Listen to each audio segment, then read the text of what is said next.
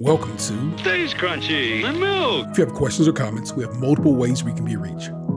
Twitter is, of course, the best way for those that need instant gratification, and the show's Twitter feed is at SkimPod, SKIMPOD. Stays Crunchy. For the more patient amongst you, the email address for the show is podcast@stayscrunchyandmilk.com.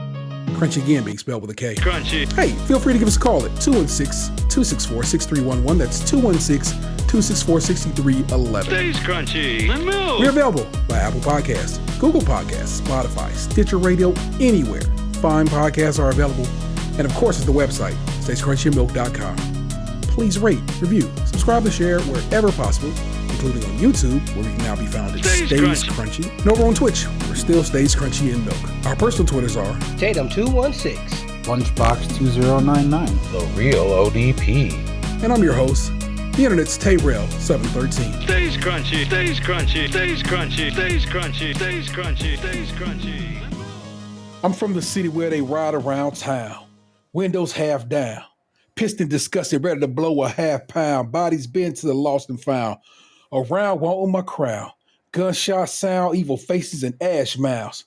Problems not how niggas solve it with 38 that revolve. Give a fuck how small or tall. We can go through it all, bitch. I'm dirty as I wanna be. Ain't nobody harming me. Honey money got these bees, niggas steadily swarming me. When the fuck will my hustle stop?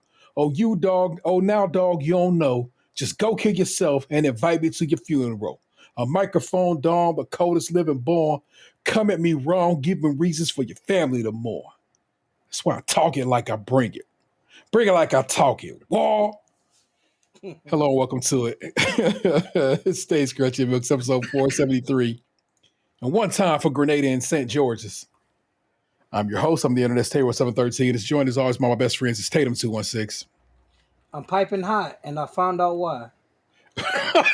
And it's the big Ovi Lunchbox 2099. What's the good word, bruv? The music's fading and the lights down low. Just one more dance and then we're good to go. Waiting for someone who needs me. Hormones racing at the speed of light. But that don't mean it's gotta be tonight. Baby, baby, baby. Oh, oh, oh. My body's saying let's go. Oh, oh, oh. But my heart is saying no. If you want to be with me, baby, there's a price to pay. I'm a genie in a bottle. You gotta rub me the right way. Genie in a bottle. I'm just waiting for the night he do some Genuine. Haven't you noticed there's been a theme to everything I've done? No, what's the theme? Oh, what's the thing? Every song that I've read has been by a woman. Oh, I didn't know. I didn't know. I didn't realize that was thematic. I thought that was just, it's what you listen to. No. I literally, every time that you've read rap lyrics, I've gone and found a woman whose song that I like, and I've read her lyrics. Fair enough. I mean, I know it was like one was Taylor Swift, one was JoJo, that was Christina Aguilera, but I didn't know the pattern was the female dynamic. I'm just doing my part to bridge equality. Anyway, those were the immortal words of a rapper Fiend. It was one of the only one of the very few No Limit artists I actually fucked with, and that song is so good. So here's the fun about that story. So I got those lyrics from when we were supposed to record this last week, and I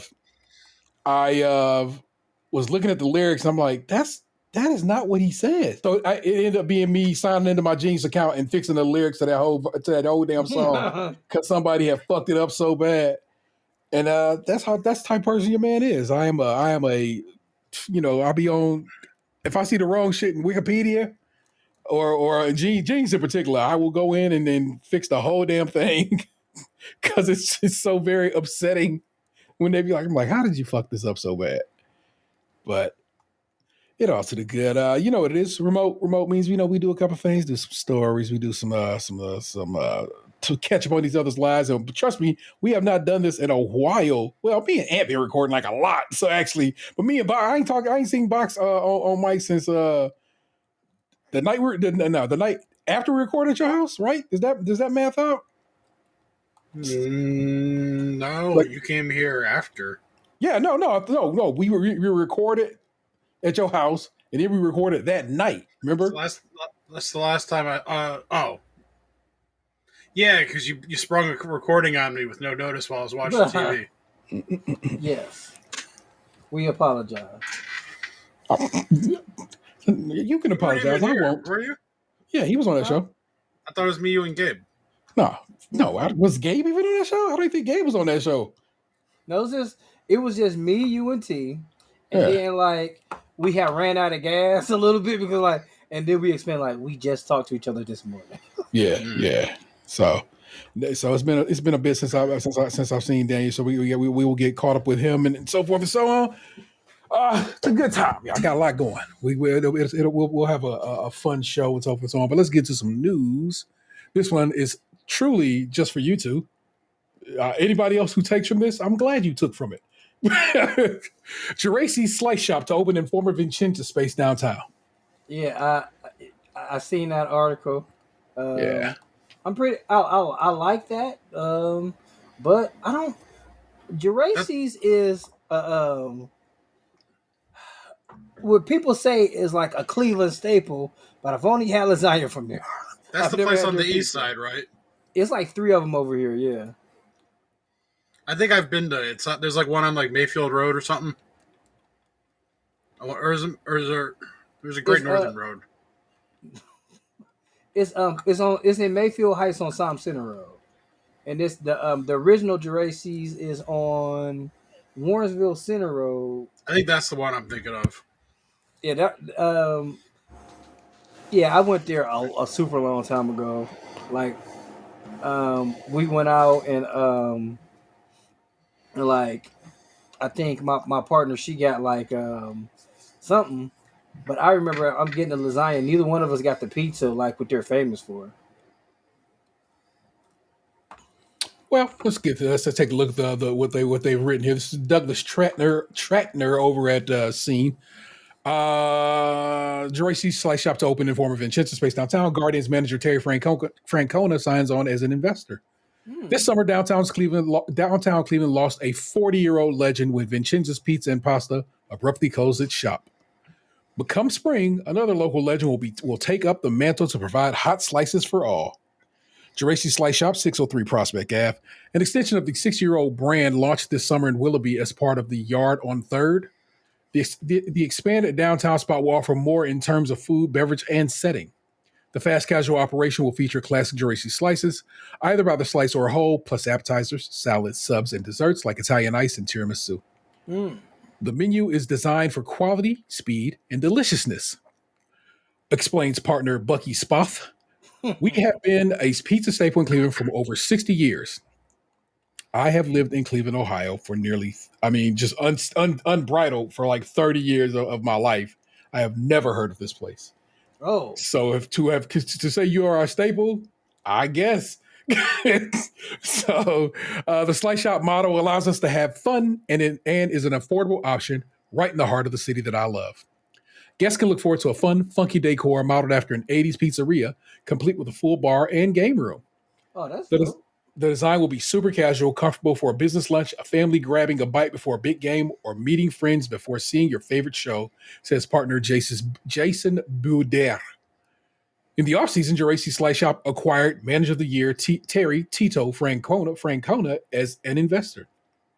I'm an Italian who loves pizza and loves Cleveland, Francona states. Geraci's is such Geraci's is such a beloved brand. It's just the right fit. Plus, it's a short scooter ride from the ballpark. When the doors part this spring, Geraci's will be open for lunch, dinner, late night service, as well as major concerts and events. Again, that story was specifically for these two men because we ate at Vincenza's as a team, us people. I'm not. A lot seems over, like I'm saying something, but I mean, we ate at Vincenza's. You know what I'm saying? It was sometimes we ate there almost daily. They had the cheapest, freshest salad in downtown Cleveland. Their broccoli, what's the thin style? Oh, okay. I'm just gonna say they thin broccoli and cheese pizza was the shiz mizzle for sizzle. I even before I met you guys, I went to Vincenzo's sometimes almost every day. Um, I love that place. Was sad to hear it close. Um, it makes me want to take my kids downtown to get pizza 216 just a little bit harder because I told my son about the pierogi pizza and Yeah, he wants some. I go up for it. So I'm excited about that one. That's. I'm just I don't know. Even though I don't work down there no more, I certainly ride for it and appreciate downtown Cleveland being held down like steel. So props up I, to that. I Good on you, wonder if Geraces. I hope you're delicious. Geraci started in Little Italy, and is that the reason that you never heard of it before? Hey, No, the uh, the original one's the one on Warrensville. Oh, really? Yeah. Yeah, I heard about I heard about Geraci's a few times, but the when I first heard about it is when they were on Triple D. So and that was like early in the Triple D days because like it's very seldom I was like, oh shit, that place is in Cleveland. I have to go there. So I remember I'd ate there with my family when I was younger, but like I didn't know it was supposed to be like the shit. We just went there after like a doctor's appointments because for a while there, we were going. I was going to the doctor like right up the street from there, mm-hmm. and a couple of years ago, like my buddy's like, "Oh, we got to go to this place. They have amazing pizza, yada yada yada," and I'm like, "Oh, I've never been there before." And then when I got there, You I'm have like, "Oh been, fuck, I have been here before." yeah, I was very like I remember when I was this happened a few years ago. I was talking to my mother and I was like, "Did we ever go to Memphis Kitty Park?" And she was like, "Yeah, dummy. Don't you know that picture with you and your brother on that car? That's Memphis Kitty Park." I was like, "Oh shit. I should like take y'all damn, places. Don't play with me." you ever had to come? You had to come me sideways like that though, No, didn't you? no. I added to dummy. My mother definitely didn't call me a dummy. Oh my god! Like my mother it's funny. Like grandparents are always different than parents, even when they're By a the lot. same. They're one and the same. Yeah, I had to chuckle. My mama just out of nowhere, not out of nowhere, but I mean just kind of out of nowhere sent my son money for his birthday, and I was like, You got man, I money? wish. You mean you Like, got McDonald's money now? like a slip side. That's exactly what. Oh my god, that's so real. But Yeah, I didn't. So let's go back a little bit further. Terry Francona ain't like Puerto Rican or Dominican or something. He Italian. I mean, why not both? Let's take a look at Terry I'm Francona. astonished. I didn't know he was Italian. His nigga nickname Tito, and that's a real Latin ass nickname. I'm putting my hands up. Like I don't know. I didn't know. I swear. I'm. That is the surprise of the night. I didn't get his uh, 23andMe results. let's see. He says he was born in Aberdeen, South Dakota. All right. I guess that's enough. Grew up in Pennsylvania. Double, And double that doubles down on it. yeah, I'm trying to. Yeah, they don't really have a personal life. Francona is married to Jackie Lang. They have 4 children. Uh,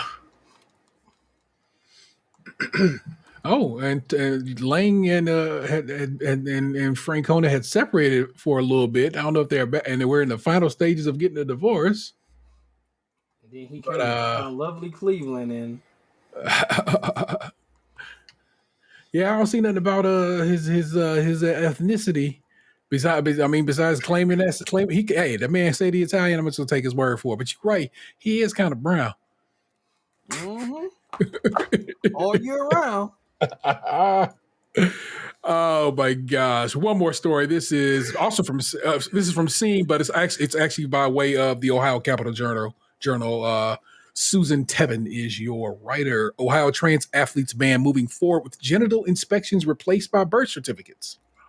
The OHSAA already has a policy in place regarding transgender sports, though the issue impacts very few athletes. Changes to remove genital inspections as part of a ban on trans student athletes have been approved by an Ohio Senate committee, replaced by birth certificates as the overall bill continues to move forward. House Bill 151's efforts to increase teacher mentorship in Ohio were praised by by education leaders, except for the part of the bill that was pushed in after its inception to keep transgender girls from participating in school sports. The legislation is sponsored by the Ohio State Representative Don Jones, Republican from Freeport. The original intent of the bill was to make changes to the Ohio Teacher Residency Program, a 2-year program that helps teachers learn about the education system through observation of veteran teachers and conducts the resident educator's summative assessment. With amendments made during Tuesday's Senate Primary and Secondary Education Committee meeting, the trans athlete language stays in the bill, but schools will now use the student's birth control to prove their sex rather than through a physician examination. Representatives from Buckeye Association of School Administrators, the Ohio Association of School Business Officials, the Ohio School Boards Association, and the State Association of Secondary and Elementary School Administrators all saw the mentorship and support portions of the bill regarding teacher residency to be beneficial to states' educators. House Bill 151 creates a support system for new teachers, allows them the opportunity to connect online with highly qualified mentors. Tom Perkins, BASA Executive Director, told the committee. The education groups did not support the addition of House Bill 61's language seeking to prohibit trans athletes from participating in sports in the group of their gender identity, asking that the Senate split up the issues once again. The two are very different in both subject area and in stakeholders who have interest in the proposals, Perkins testified. The effort has been harshly criticized by LGBTQ advocates and others, especially because the specific language that could create a process of genital inspection of trans students. Jones' bill received the amendment in a late-night House session in June. His bill passed with the language attached. There's more to it, and I will, of course, leave it in your show notes, but fuck that. Fuck them. Fuck this. It's bullshit. And it's the worst kind of bullshit. It's like, this is what this bill is about, and then you sneak some other bullshit into it on some old nonsense. Yeah. We don't really have a lot of trans women athletes trying to play sports in the great state of Ohio. Not really a thing that happens in the realm of sporting in general. And we know what this is. Everybody understands what this is. This is you fucking trying to force the issue and force the hand and be like, you ain't gonna be basically trying to make it so you won't be a trans person in Ohio, or if you are, it will come with enough bullshit to make you say, okay, I'll just keep my identity hidden for now. And it's just, that's bullshit. Yeah, it's a very dumb law, but I could have swore this is what got our quarterback a 12-game suspension. I don't think it's fair they do this kind of stuff in sports. Yeah. Yeah. Well, again. Are you puzzled, Lunch? I had to think about what you were saying. Okay. Make light of it. It's not a funny situation. It's pretty terrible. It's one of those things where I don't think about the totality of it all, because when it comes to transgender people in sports, I don't agree with mixing. But that's just on that specific level. I don't think of the domino effect of it all. What do you mean by you don't think of mixing? Are you of the mindset that I guess that people who identify as women now are out there just beating asses of like playing other girls and whooping the shit out of them? Because that's just not happening. It really is not. I'm against it both ways. Like if a person born a man goes to a woman and a woman born goes to a man, I'm not really for it either way. But I know it's a murky situation because it's not like there's leagues specifically for people of that life. So I don't know. It's one of those things where like I'm not actively out here campaigning for things to happen one way or the other, but it's just how I personally at this moment think about it. it's just constantly this state just trying to like not let people live, and it bothers me. And it's like it's not just trans athletes. It's women. It's people in general. It's like this state and a lot of other states similar to it are just like, yeah, we ain't gonna let you live your life and be happy in your own state. We're going to make sure that it's difficult for you to do anything. And I hate that. I hate that we can't just like live and let live. It's unnecessary. But alas, that is what it is to live in this the northernmost southern state, and so we just keep it going at that. That was your news for this week. Again, both of them was Ohio stories, and one of them, like I said, so hyper specific that most of y'all won't get it. But if you ever come to Cleveland, I got a pizza spot for you downtown, and at least come spring. Well, yeah. Currently, if you want to eat some pizza, Pizza 216 cannot recommend it highly enough. Great spot to grab some pie. So I love it, and you can have it. I will have an additional spot for you here in the spring. So that's quite lovely. Though I did hear that currently it's a rat situation downtown Cleveland. So watch your cornhole. That's all we gonna say about Watch that. cornhole.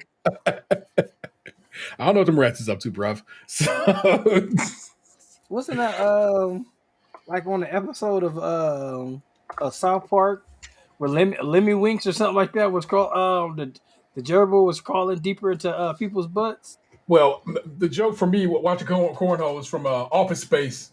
Oh, My man who was on from the Drew Carey show. When a dude thought he was going to jail, he go, "Hey man, watch cornhole," because he thought he was going to jail for embezzlement. But then the company burned down. I like that they were doing themed commercials for Walmart this year with like some old characters, and one of the ones was the two chicks at the same time guy from Office Space that was like on the Drew Carey show and stuff. It's like Yeah. He did like a 2-minute Walmart ad for Black Friday where he like kind of did like the bits from his character in the movie in like modern scenarios. Yeah, I saw a whole Office Space bit they did with Lumberg and everybody in it. So maybe they did. They did one with him too. Yeah. Okay, so maybe they just had a whole run going. So word up. I only saw the two. I don't know. Well, like in the Lumberg one, the reception lady was in it too, so it was like a twofer. Yeah. And then they had my man not gonna work here anymore in there too. The Asian cat. Oh, Samir Nanaina. Yeah. Office Space. That's a primo movie, y'all. I want you to know that's one of the ones where I'm like, as I look back at it, I don't think it's too much anything that would get you canceled here in 2022. So I think you can go watch Mike Judge's Office Space and get a good laugh out of it. Because I mean, they still laying people off here in the future, so the jokes kind of carry. But I hand the reins over to my man Ant. It is your show. What will you do with it? so speaking of piping hot,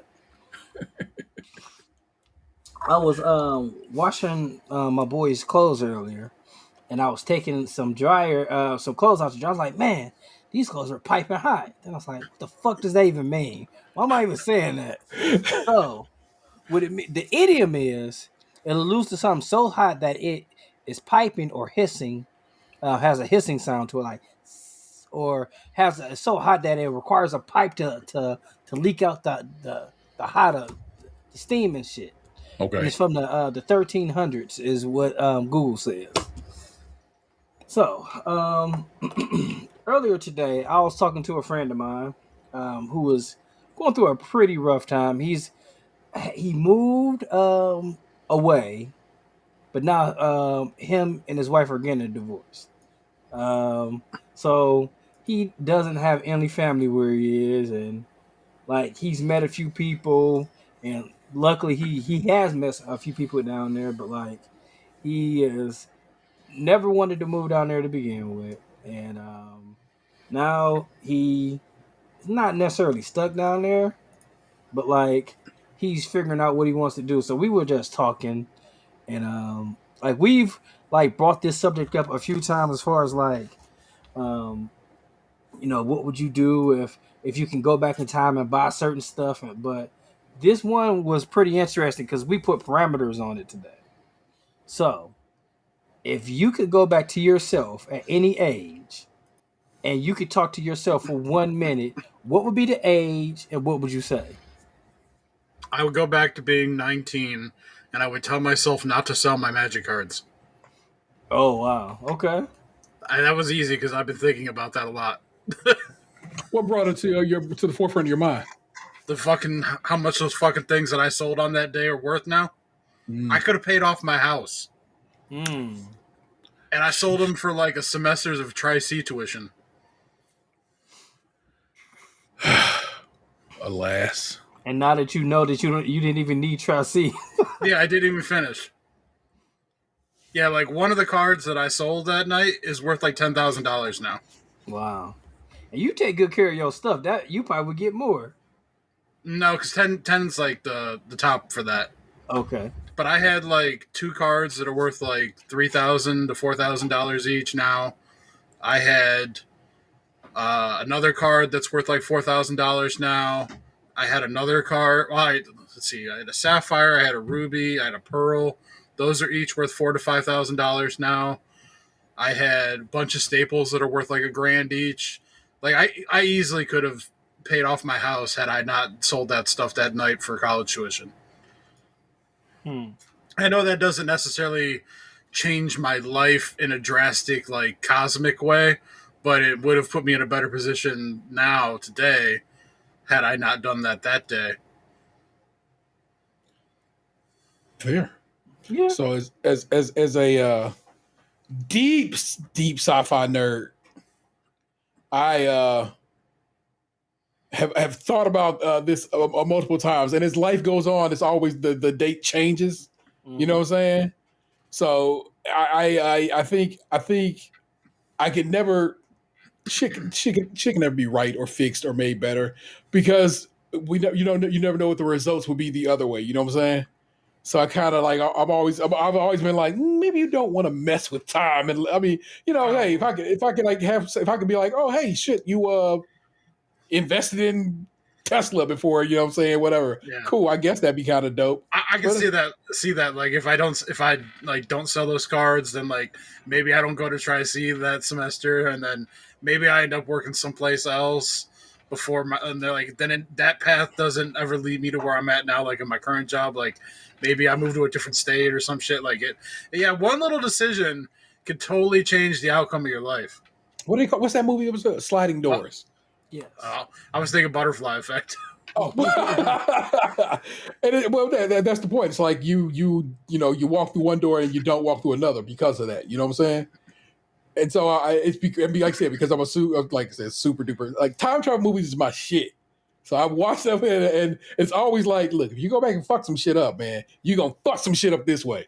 And so I'm always like, you're right, because like I said, even if you any point along the timeline, if I go back and change this, something else ripples down the line. It just does. So I'm always like, I think one that I'm relatively happy in life. You know what I'm saying?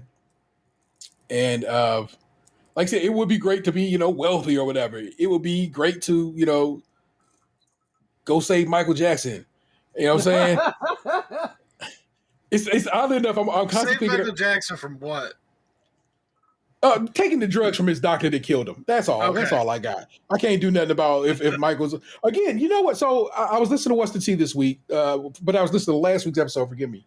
And they had a listener write into them who was upset with them because they seemed to not give a damn that Michael Jackson had charges brought against him.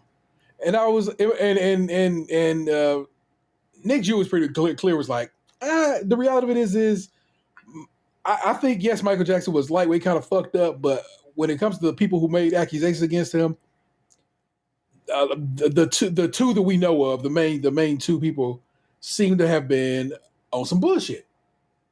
And then basically that was that space where she kind of left it at. She didn't really delve deeper than that. So it's like the stuff that has come out about them to those two accusers since is enough to go, something about this ain't quite right. So when she had said that, it got me thinking. So I was like, what the hell did happen with all this shit? So I go and look it up, and I go look and read up on all this stuff against Michael Jackson. It's not just that Michael had accusations against him, but that he was acquitted in court, but that also it ended up being the FBI investigated Michael Jackson and found that none of that shit stuck either. So it's not like just, saying Michael Jackson got away with it in court because a jury was on his side or whatever. No, like way up the legal chain, they looked into the shit and was like, yeah, none of that shit is real or true. And I get, yeah, and like I said, the very idea of Michael Jackson hanging out with kids all the damn time is kind of like, what are you doing, baby? But it seems legitimately, and from a legal standpoint, Mike really did not do anything, and had been cleared up to some of the highest levels of investigation in this country. You feel me? I think that goes to show you the power that misinformation has. And I think Nick and Reggie pointed this out. It's just it honest to God is racism in this country. Even though Mike was, saying had lightened up over the years, he was still a black man in America, and a black man in America is always going to be victimized by the court systems and by people in general. Wacko Jacko, all the time they would call him Wacko Jacko, like they thought shit was cool to do that shit. And it's like, it just always came off as kind of like funky and weird. So like, it's funny. That sports show that I watch sometimes on YouTube that I've mentioned before.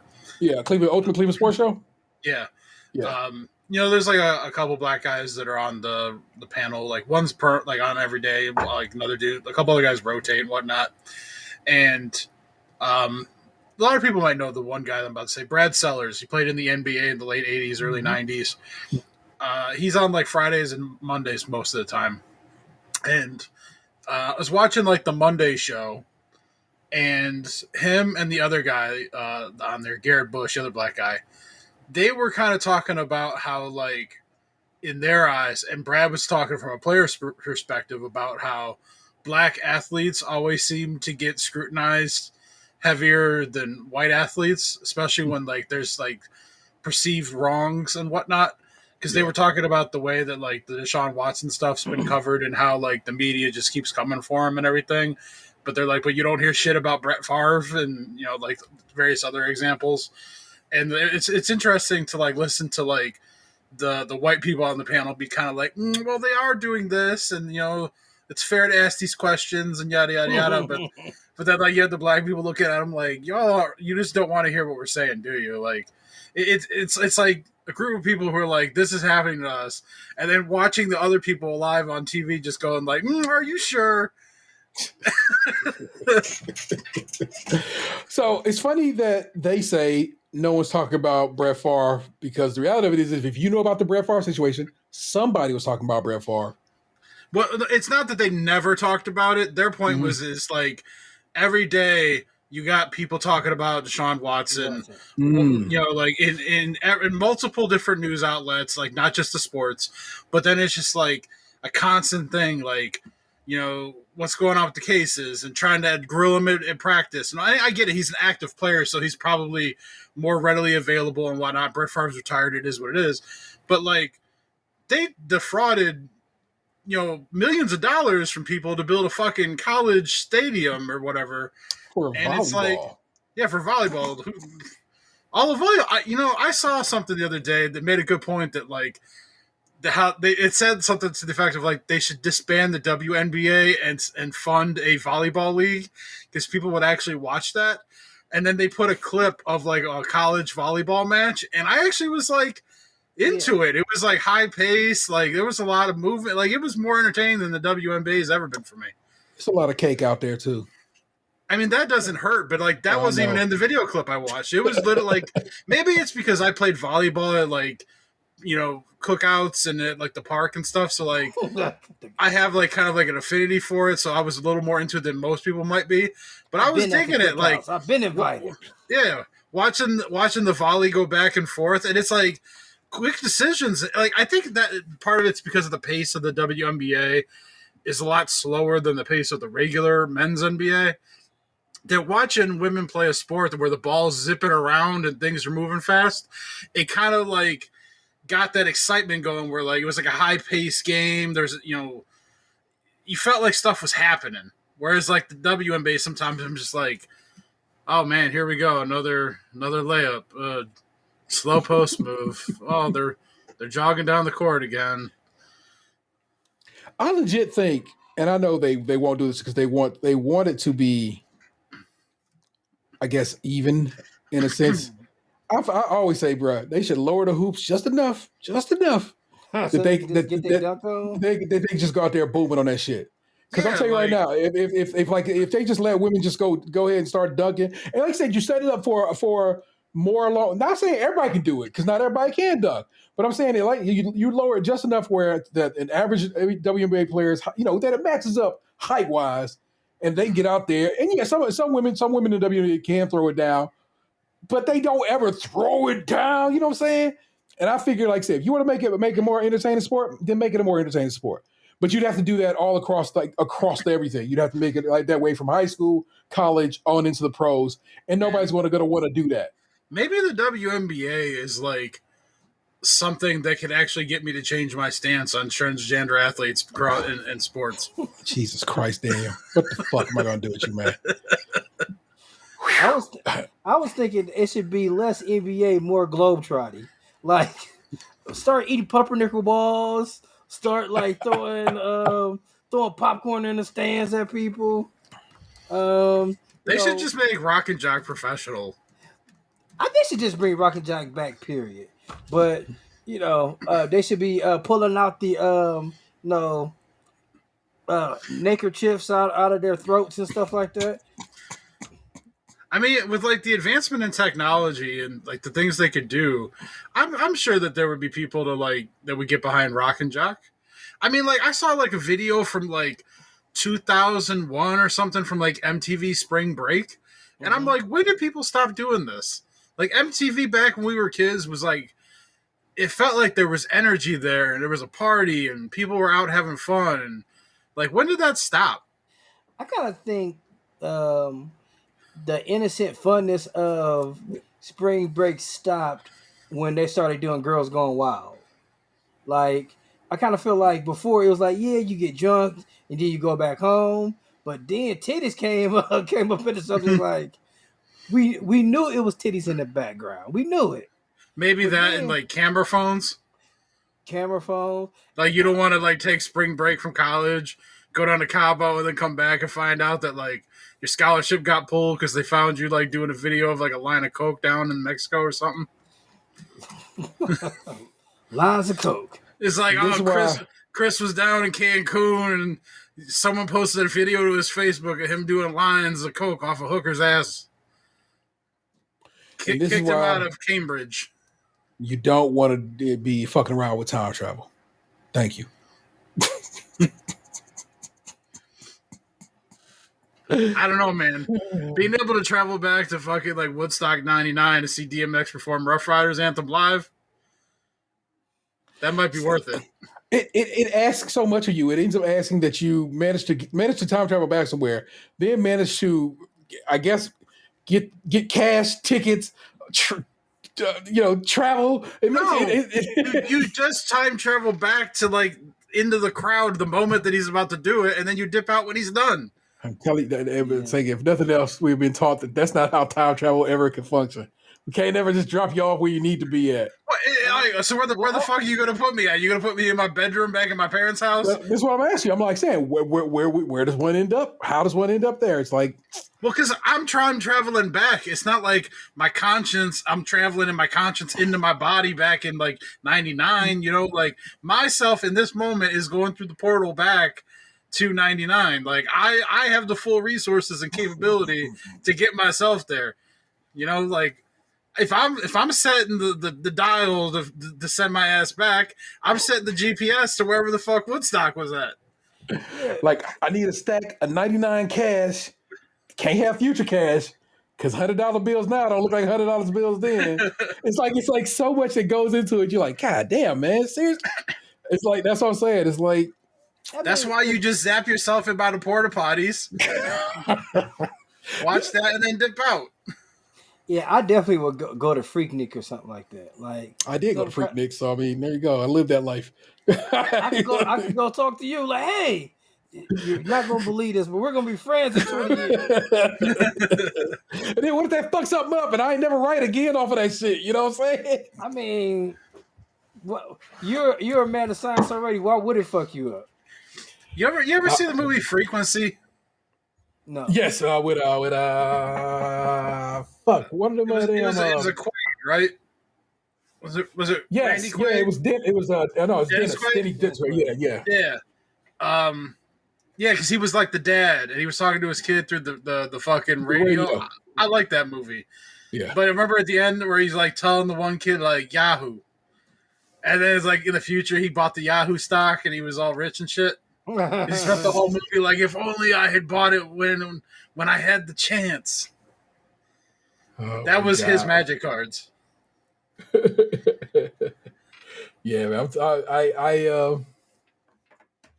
Yeah, I love time travel movies. I could give you such a slice of so many damn time travel movies that I watch. It's kind of one of my favorite little subgenres of sci-fi. So it's like it's so many good ones, man. But on the flip side, I can't stand time travel movies because I'm black. And I always think about like I could never go there. I could never really go there. I always feel sad when I see time travel movies. Couldn't you go forward?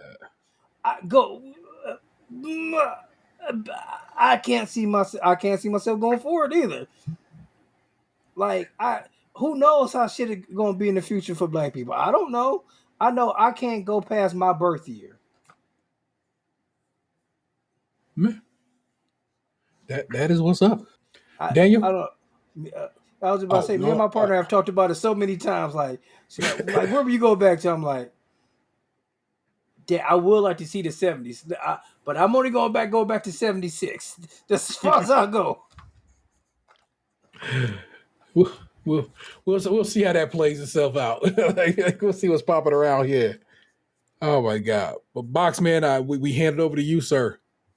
What's the good word in your? What's that? Just catch me up. You have been through a lot. Jesus Christ. So, what would you like to share with the listener about what's been going on in your realm? I'll just give a quick update on a couple things before I get into what I wanted to talk about. So I haven't been on the show in a bit, although I don't know. Did you guys ultimately do one without me here? Yeah, we did one with Chaffee. Okay. Yeah. So, I think that was the one I skipped, right? Yes. Okay, so for those listening, I wasn't on that show because a couple days prior, I had my cat put down after her being about 18 years old. Her health declined to the point where, sadly, it was time to let her go. And it's been tough. I miss her. My buddy's cats are kind of getting clingy now, although sounds like he just got back, so they're going to vacate my area and go back to him now. But my buddy, he made kind of like these picture murals for them that are hanging up on the wall in my living room now. And her ashes are in the cabinet with Smokey and my grandmother. So I've got like a little dead body cemetery in my entertainment stand. I finally broke down and bought a Christmas tree. I think it was just kind of like I wanted like the lights in the living room, and I didn't want to just like hang lights from like the window or something. So I was like, fuck it, I'll get a tree. And then I found one on Amazon where it was like the lights were already on it. And I was like, oh shit, you mean I don't have to do anything but like pop this bitch in and fluff out the branches? I can do that. That kind of tree. Yeah, so the tree came the other day. Me and my buddy put it together. It was like, the base, the middle section, and the top. And fluffed out the branches. And then I bought some garland, wrapped that around it. He stuck his little Grogu plushie on it right now. So that's like the de facto tree topper at the moment. And I found an ornament that I had down here that I forgot that like I'd gotten with my sisters when we were at Harry Potter World a couple years ago. So I'm going to put that on there when I go back upstairs. But I bought a tree skirt for it. And it's funny because like when I put the tree over there without it, like the tree looked cool, but like the bottom looked kind of like raggedy with just the base showing and the floor like exposed and everything. So I went on Amazon, and it's like, you know, when you're shopping for like an item, but you don't really know like which one you're looking for because there's so many different options.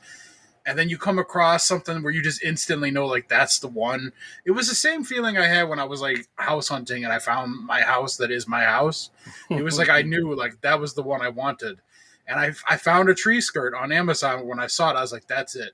And then I got it, and like it didn't disappoint. Like I like it just as much now that it's under the tree than when I saw it on Amazon. So you know, those are two things. I was gonna be a few minutes late to the show last week, but while I was doing what I was doing, I didn't know that the show got canceled, so there was no recording for me last week. There was no recording for anyone last week. Yeah. The funny thing about that was like I wasn't even really going to be late because when the movie was over, it was 9:24, and I was one exit from the house, so I actually could have been here, but it is what it is. So we didn't record last week. We didn't record the week before because it was Thanksgiving. So yeah, this is the first time that I've been on the show in about a month almost, and I have to start calling for jury duty tomorrow. Oh wow! Yeah, I have to do the whole call-in thing.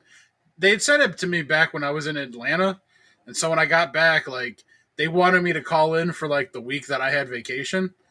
So I called in and I was like, "Hey, yo, I got a work trip that week. Can we postpone it a little bit?" So she's like, "How about December?" I was like, "You got it." You got it. So I got the thing in the mail like 2 weeks ago. So I got to start calling tomorrow after like 4:30 or whatever to see if I have to come in. I'm funny. I just explained to my child the other day because he asked me what is jury duty and how it functions and works. And I told him how you had actually been on a jury some years back that you had told us the story of, and here you are back around to once again do your civic duty. Yeah, And, I'm hoping that like I can just call in and they'll be like, "Nah, you good."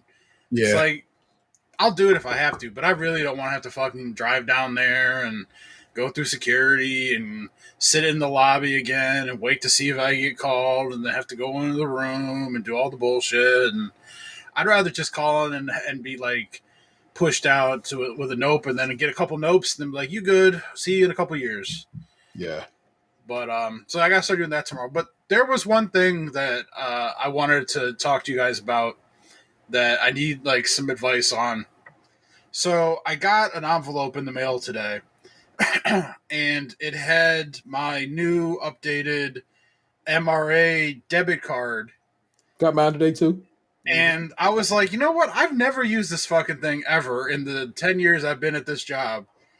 Let me go into my account and see what I've got in there because I don't even know.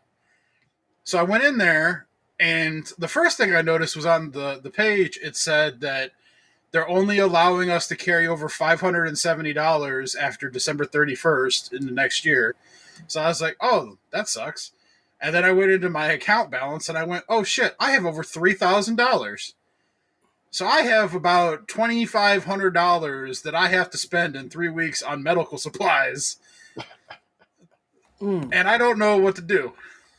Because I am too cheap and petty to let $2,500 just evaporate. I will go to all around the greater Cleveland area and buy $2,500 worth of Excedrin if I have to. Well, you all you got to do is go to Amazon, type in like FHA, FSA? FSA. So FSA just so, / FHA. so before you available continue, I had Googled like something like to that effect before the show where I was like, how do I spend my MRA money or something like that? And there was like a CNN article or something from like 2 years ago. Mm-hmm. And there was a link into it for a website that was like FSA or Depot or something like that. Yeah, something like that. Don't go there. Yeah, FSAstore.com. Yeah, don't go there. Okay. Their stuff is supremely overpriced. It's like something that you could easily go to a drug mart and spend 99 cents on will be like $6 or $7. That's what I noticed because I was looking through a lot of their stuff, and they had like the acupuncture mats and stuff, and they wanted like $80, and I'm like, I bought this off Amazon like 2 years ago for like $20. It's the same fucking thing. Why are you charging 4 times what I paid for it before? Granted, like inflation and all that shit, but like it could be worth 25, 30 now on Amazon. But still, I was like, that's excessive. because they know that like people are desperate to not be in your situation, and they're like, you know what? Come here and spend 3 times as much as you're supposed to, baby. Okay, so go to Amazon and type in FSA. FSA, HSA approved products, and you can easily spend $1,000 while we're finished talking tonight. Okay, yeah, because I'm definitely gonna spend all that money one way or another. Like I will buy pallets of the same thing if I have to, but I will not let that money just burn. Condoms and isopropyl alcohol, all of it. It's just going down. Like for example, they got this sensitive skin body wash. It's about $10 on Amazon, but I use it for my kids with sensitive skin. They got like face wash and Benadryl, which I know you love to drill. Oh man, I need some too because mine was expired. I was taking expired drill, and it didn't have the same oomph that the regular drill had. And they got Excedrin tension headache. I know you love Excedrin. Zicam, like I know you get cold, you take this before cold, and you're straight. Like, can I use that shit to buy like allergy medicine and stuff like that? Yeah. I just go through there and have a ball. Get yourself all the band-aids you thought you ever need. Get the one that matches your skin tone. It costs a little bit more, but hey. That's the thing about like getting older. It's like, when did we just decide that like having like the Flintstones Band-Aid or whatever just wasn't cool anymore? Like, that was the best part about getting cut up, was like getting the cool cartoon Band-Aid. Then you get older and it's just like, oh, here's the fucking tan one. I remember I used to hate getting those the fabric ones because it'll leave all the sticky shit on your finger. Those used to be the worst band-aids. They got a leg massagers circulating with air, $59.99. Like you're if you could find some shit where you could probably get some Christmas presents for some people who wouldn't. I literally was thinking about that too. Like, man, I wonder if I know some people that might like some massage guns. I don't know if you can get massage guns, but I know you're currently without a lady, but a great first gift to get a young lady when you're in the talking stages is always a heating pad, and a nice one, because most women have periods, The and they one get them thing tummy that aches. I did see on that FSA store website that I thought was interesting was they had like a 4-pound weighted blanket that was it was a heated blanket. Mm-hmm. I was like, oh, that sounds awesome, because I have that 20-pound weighted blanket upstairs, and I love that thing. However, though, I did try sleeping with that thing, and I did not like sleeping with it because I do move in my sleep, and like I woke up in the middle of the night and I was kind of stuck, and so then it's like you wake up and you're trying to throw 20 pounds off you, and then when you get it off, that 20 pounds is then stuck, like it's stationary in the bed. There's no like. With a regular blanket, you have that supreme mobility where like you can kind of push it, move it around. You create like a lump in the middle of your bed that you can't like move without getting up and actually lifting it. So it became problematic. It's weighted blanket for me is strictly lounging on the couch while awake. Yeah, a heated blanket is one of those things where it's like, I know some people need it and it's of great comfort, but like, man, I could easily see like a some kind of kung fu movie where like somebody's laying on the couch and they end up using a weighted blanket as a weapon. I could see them using it in the new Rush Hour 4 movie that was just announced. I was really happy when I saw they were doing that. I like those movies. Yeah, I haven't watched them in a long time, but along with that and like Bad Boys, they're a good time. I didn't see Bad Boys as much. like I know I've seen them, but like I enjoyed Rush Hour more, just maybe because it was more comedy than cop movie. Yeah, yeah. I wouldn't mind seeing them too. Okay, so Amazon FSA approved items, and then just buy $2,500 worth of Excedrin. I mean, I'm sure. I know it's your money, but at the same time, it's kind of like you. It's almost Amazon. Like I know, pretty much every store has it. Like I know Walgreens has a section for it, Target, Walmart, but um, I've never had to prove I spent it on FSA stuff from Walmart, but for Target and Walmart, I had to go back and prove it. So I am in the midst of that too. Vanessa went to the dentist and used the card at the dentist, and they were like, "Hey, I need an itemized receipt as well as an EOB of this visit to the dentist," which is not. Well, look, EOB pretty easy to come through. You know what I'm saying? We can go to our dental site and get that. Itemized receipt means I have to go back to the dentist and be like, "Yo, you got an itemized receipt?" And so I literally just today emailed those in to our insurance providers to be I like, "Fucker, yes, I use this to pay fucking for copays. Chill out." I have to do that. Like I have to matter of fact when I have an old scanner, uh like I have to do that and I know like they'll lie to you and be like, "Oh yeah, you got plenty of time to do it." But You don't, and then they're gonna take access to your card away. yes. Because I've had to go fight through it to get that shit. Be like, give me back access to my fucking card so I They can take go. their time. Yeah, So tomorrow, I got to go to the like I said, when I get off here, I might try to use the scanner and see if it'll go through.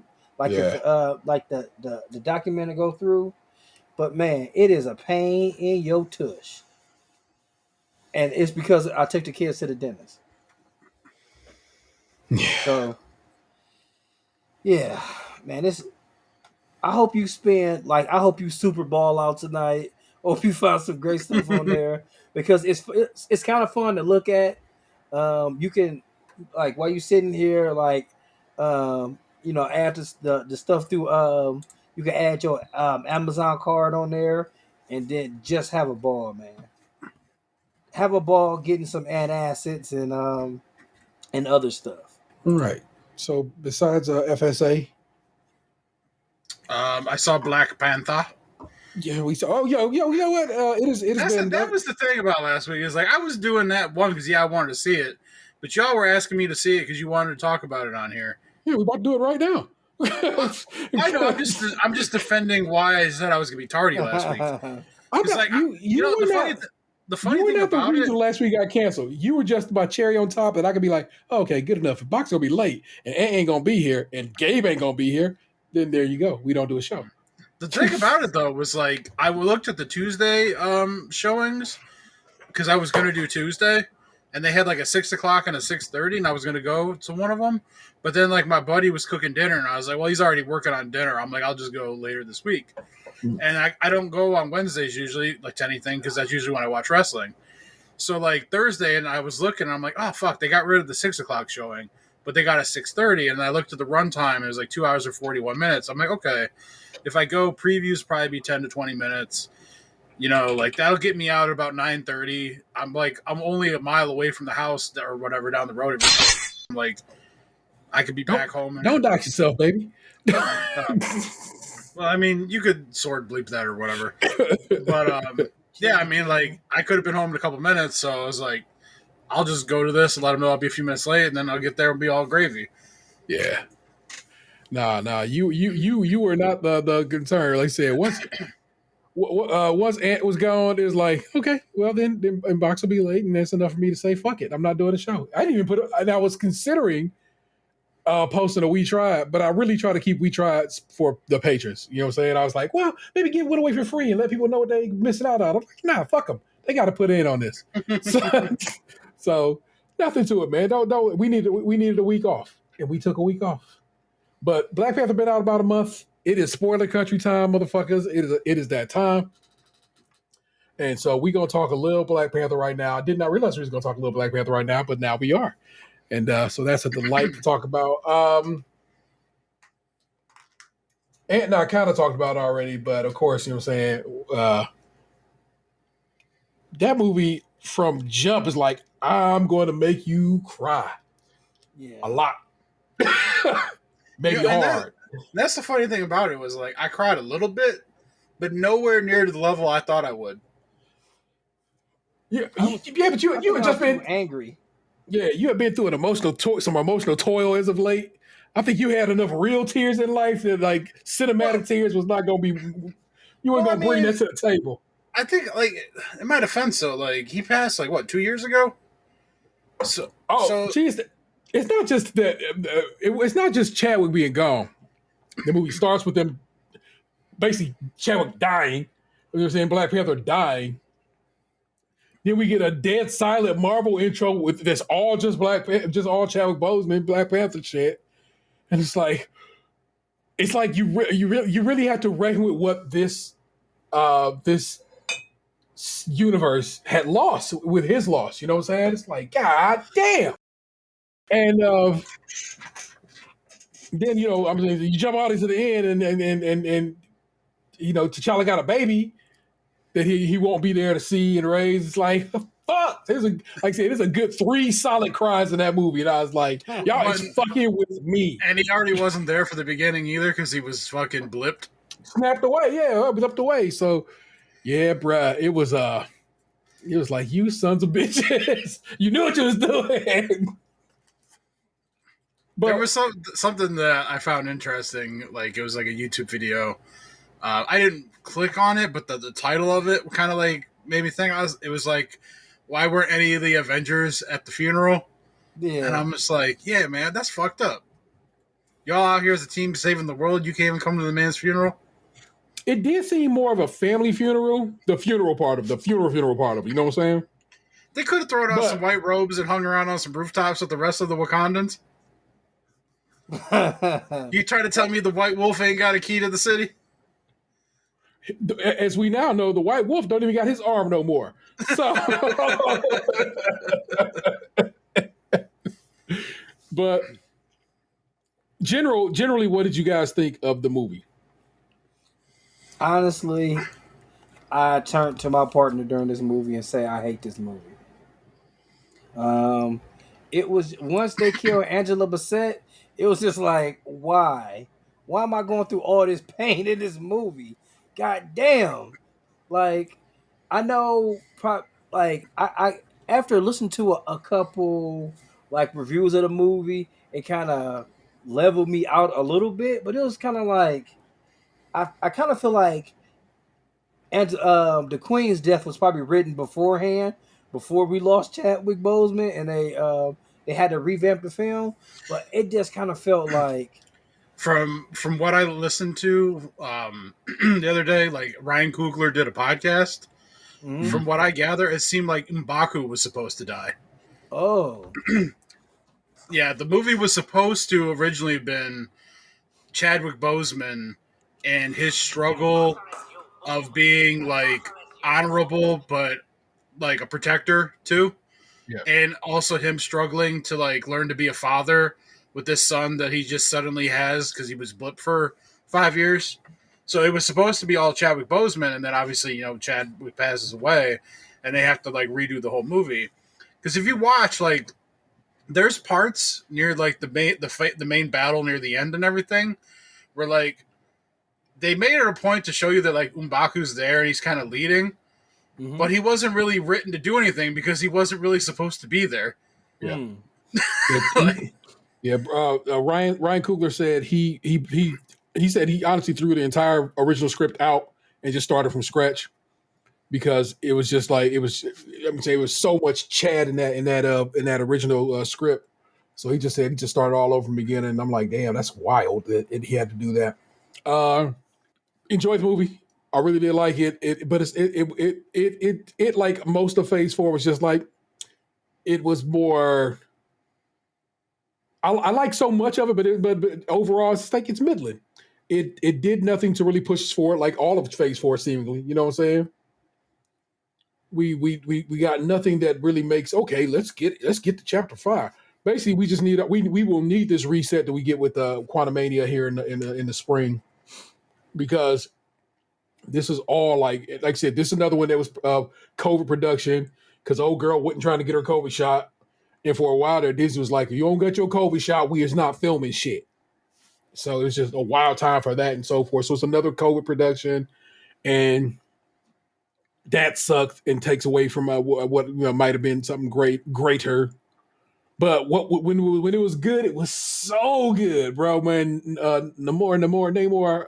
I don't know. I think it went with Namor, right? It's how they end up going for the pronunciation. He went with Such Namor, a good, but like I always thought it was Namor, but maybe you got to marvel it up. yeah. So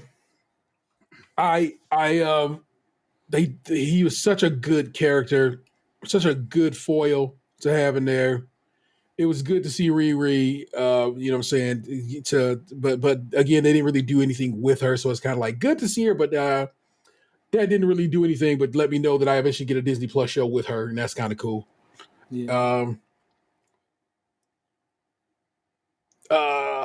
Blake Bell, having Blake Bell in a movie, Lake Bell, forgive me, just to Die. seemingly murk her out was a weird choice. So I have to believe that she's not really dead. Too big an actress to bring in for like basically, but it's seemingly a cameo. So I got a feeling that's going somewhere. Which one was that? She was the one lady in the helicopter toward the beginning when they were at. Okay. Yeah. Like, I remember back in the day, they do it now in some of the encyclopedias, but like one of my fondest memories is seeing that Namor and Hulk had the same exact strength, and that always fascinated me as a kid. Yeah. Man, he was badass as fuck. And it was good to see. Again, I had a real fun time with some of this movie. I truly did. Getting more information on Julia Louis-Dreyfus's character is like, ooh, that's gonna be good. So now I'm like, I'm a little more excited about Thunderbolt as a possible property, because I know that's her little baby. You know what I'm saying? That's where she'll be like, I'm running this shit. So that was kind of dope to find that out. Angela Bassett, she as Queen Ramonda reading Dora Milaje, old girl, for filth. Fucking just read her down and fired her ass. Like, you play me with this one, you play me on this one, you play me on this one, and you can go see your husband. What can I do about my family? Bruh. Angela Bassett better get a nomination off of this. And I know that seems weird to say off of a superhero movie, but honest to God, that was a portrayal. She put it down on paper, man, and people must respect it. And I wouldn't doubt if Disney will make a push for that, because it was such a good performance. Letitia Wright, so much more than the Shuri we had met, the first time we got Shuri. You know what I'm saying? Just a real good bit of character acting done by her throughout this, and I was like, okay. Like I said, it's a lot of positives to take from it, but as an MCU movie, Yeah, one of my favorite parts is when she gets to see her ancestor when she sees Killmonger. Mm-hmm. That brought me back. That brought me back a little bit, because like it was such an interesting choice writing choice to have. That's who she see, because she's only seeing red. She's only thinking about destruction, and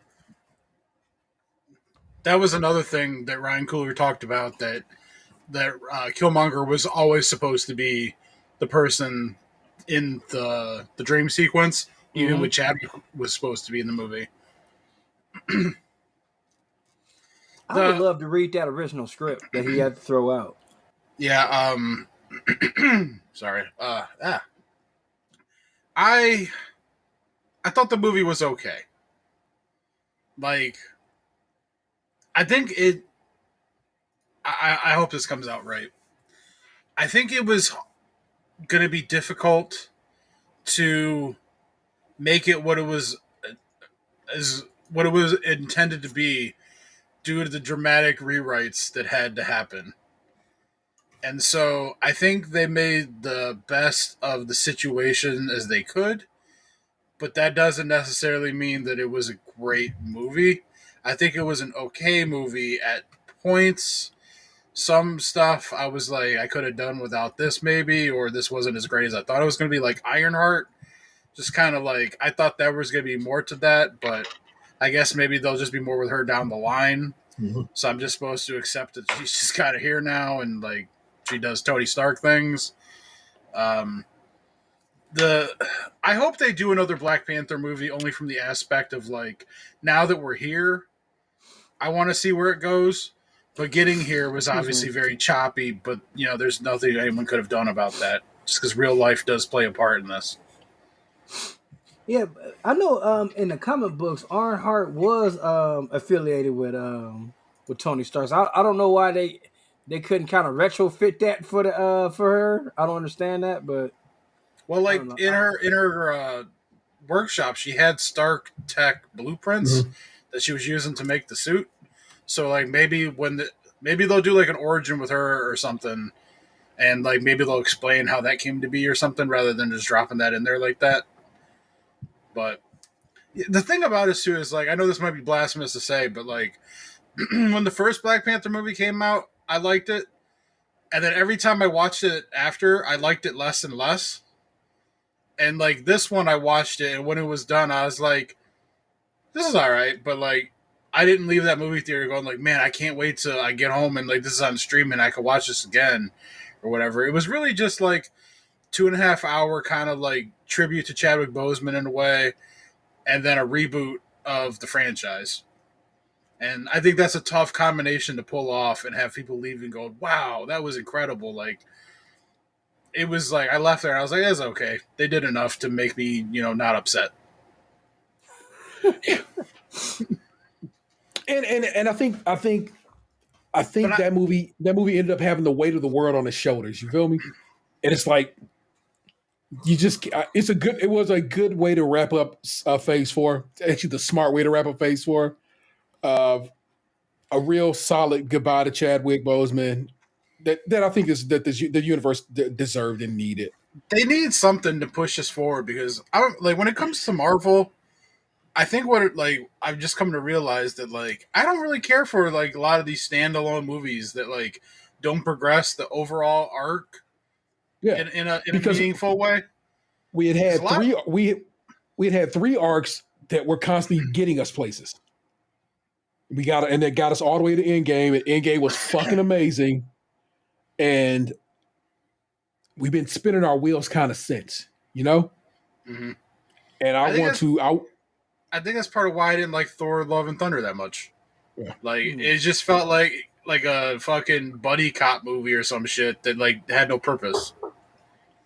Yeah, everything of at least filmically this go around has seemed to be just like just a one-off. It just seems like a one-off story that they want to tell in film form. You know what I'm saying?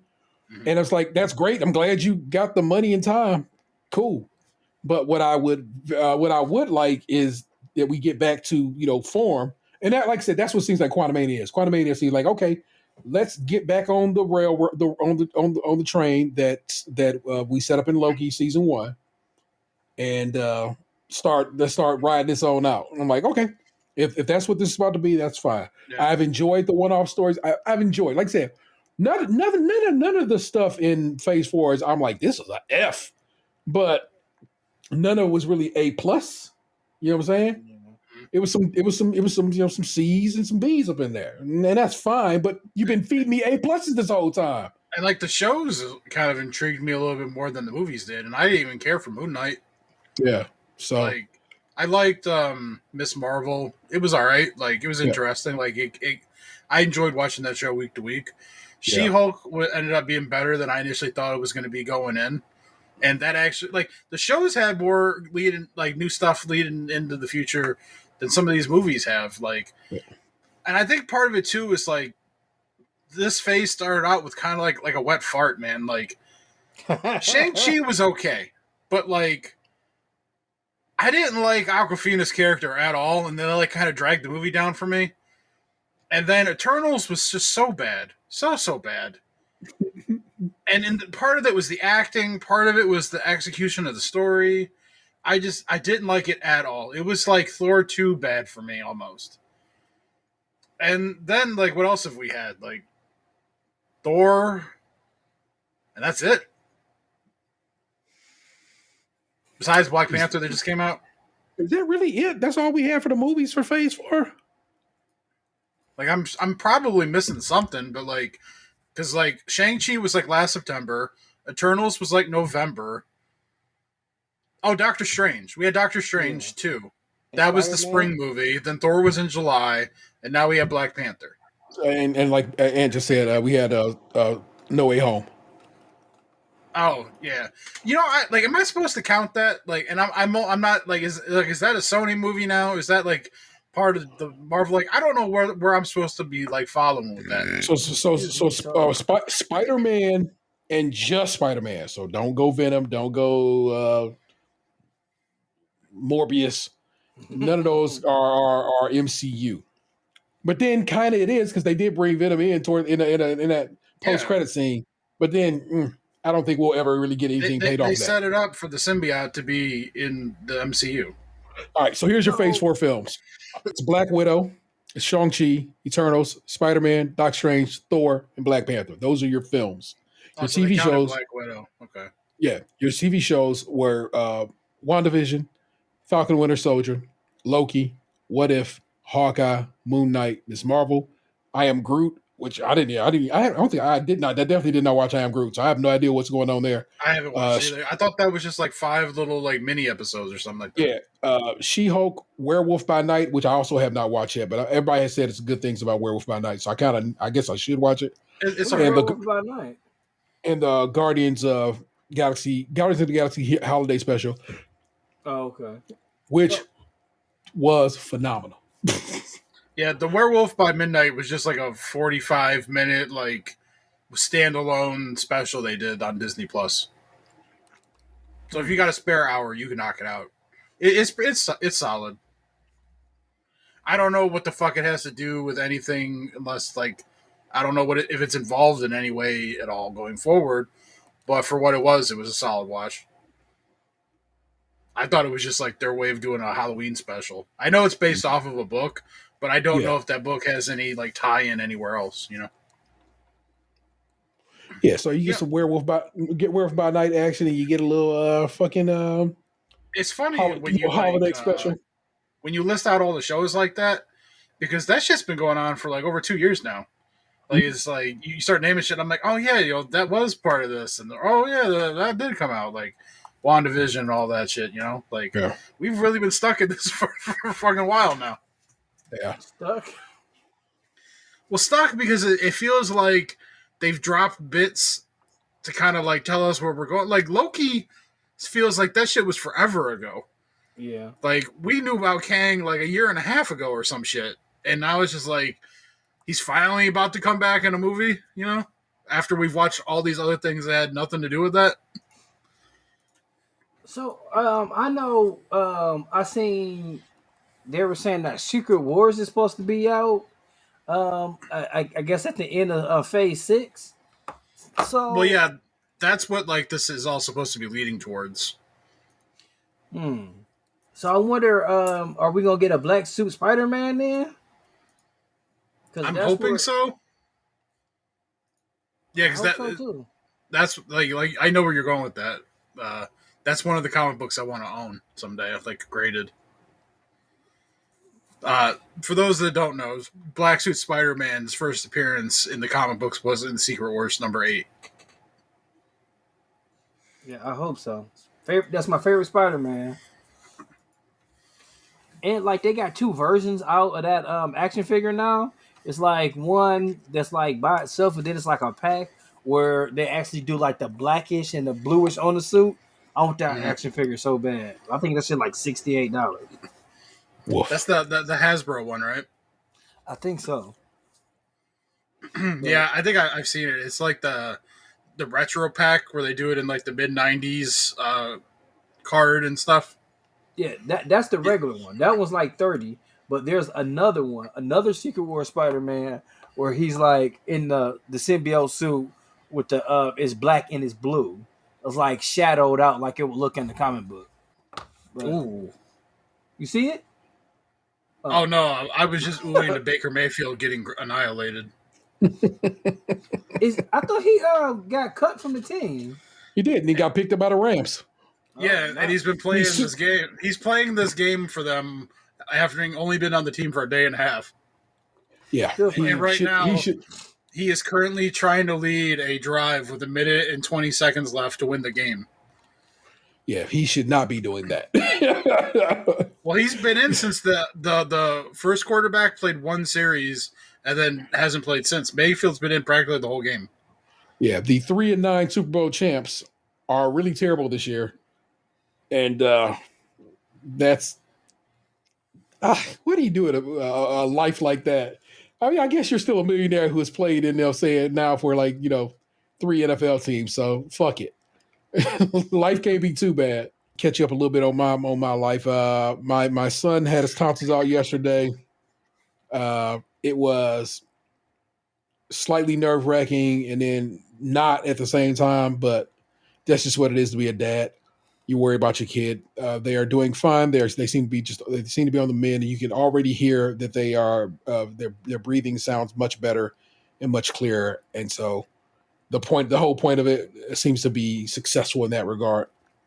My other son, today is his birthday, and he was like, "Oh, I'm going out of town on my birthday. I'm going with my girlfriend's. I'm going with my girlfriend's family down to visit her family down in Tennessee, Mississippi area."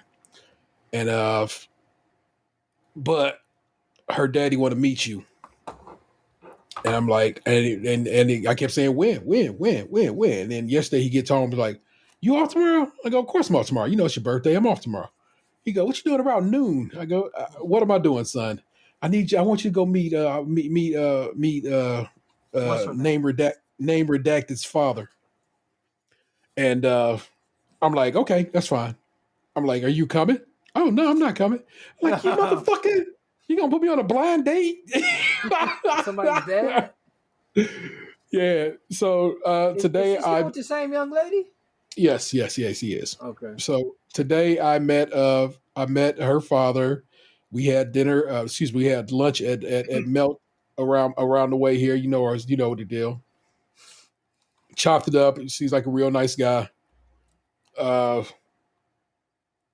And he just like, yeah, he basically he's like, "I ain't just want to take your kid, out of town and not have met up with you, exchange information and phone numbers and just, had a little conversation at least, you know what I'm saying? I know they've been together for a little bit and so forth." I'm like, "That's peace, God." I mean, if you felt you need to do it, that Shit. is just fine.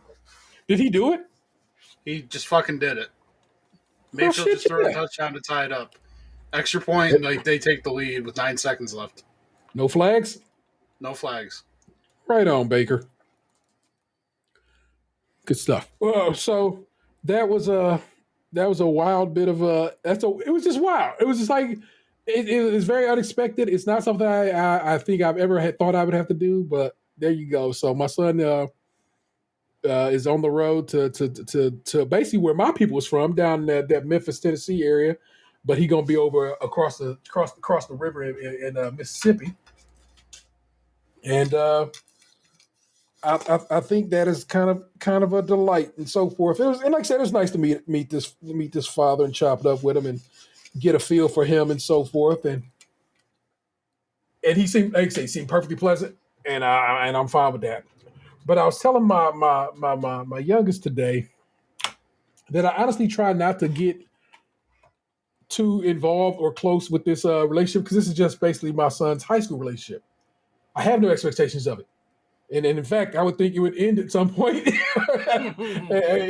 the not too distant future. And I don't know, bullshit, no disrespect to my whatever. I just think that's just how high school relationships function. They come to a close eventually because somebody got to go off and start their life or whatever. And if not, let's say my kid is the weirdo exception to the rule, and I guess marries his high school sweetheart. Cool. Weird, but I mean, I guess that's possible. That could be a way that this functions. But like I said, I don't believe that will be the case, and that's no disrespect to them or their relationship. May it work out and last as long as it can. But it's a high school relationship. Come on, y'all. But I don't know. I kind of from the outside looking in, I feel like I've known Xander before he knew himself. He's such a laid back guy, and I I think they have a good vibe going with each other. But yeah, you get to see more of the through the looking glass than I do. it is things that I'm like I find out and I'm like, huh, okay, that's gonna come back and haunt his little ass. He don't know that, but he do know that. You know what I'm saying? And I don't want to put too much out blast because her father was very interested in the fact that we podcast. Oh, okay. To the point that Xander was like, I think he want to listen to your podcast. I'm like, let him listen to my podcast. That is fine, but I want to put my son on blast. You know what I'm saying? So, Baker Mayfield, look at you leaving a game-winning drive for the first time in a very long time. Congratulations, sir. I have to give it up to the man. Like, showing up on a day and a half and winning a game, more power to him. For sure. But yeah, that has been what's been happening. My lady's fine, my family's fine, everybody's good. But like I said, I thought those two things were interesting. Like I said, guess what? A tonsillectomy sucks ass. Everything about it is no bueno, and they get, like I said, my kid got a complement of drugs right here, up to and including some oxy, because that's how bad they said the pain is for that shit. So I'm like, wow, that is a wild one. And so did they put a second back on the clock? Oh, there was 10 seconds left, but Derek Carr just threw a touchdown, interception. Oh, there you go. He Derek Carr'd it. He didn't even look like he was trying. He's just like, eh. You Derek Carr'd it. So that's what's been going on with all of us. And then there you have it. So let's move on toward some Reddit shit. You know how we get down. Each week we head over to the subreddit, Am I the Asshole, and enjoy some good old schadenfreude via the people from Reddit clowning or supporting people, however it goes down. Now, I'm going to mix it up for you this week because I came across this story on BuzzFeed's Tasty. That's one of their food vertical. And it is a combination of a news story and an Am I the Asshole. A news piece. Story is way too deep. And so this is kind of an Am I the Asshole, but it's also kind of your news bit. So let's work it out. This is by Jen Shiori Adams, again, a writer at BuzzFeed, who may or may not still have a job there. They fired a bunch of people recently. This man left a restaurant without paying after waiting an hour for his food. And now I'm curious about what you would have done in this situation. The other day, I saw a post on the Am I the Asshole subreddit that prompted me to think about the answer to this question. How long would you wait for your food at a restaurant before you got up and left? In case you're unfamiliar with Am I the Asshole subreddit, it's a space where users can post about their interpersonal conflicts, and then other users can weigh in on who the asshole was in the given situation. In the post, a man confessed that he left the restaurant without paying after he waited an hour for his food to arrive. Now, however, he's having second thoughts about whether or not that was an asshole move. Here's the full situation as told by user NoBenefit5935. I, 23 male, am in a long-distance relationship with my girlfriend, 22 female. I went to see her last weekend and took her out for our 1-year anniversary. I wanted to take her somewhere nice, so we went to a place my coworker recommended. I looked it up, and it had great reviews for food and service. So we went to see the Van Gogh Experience and then out for dinner. I made a reservation, and the restaurant was not busy at all, so I was surprised when we were asked to wait.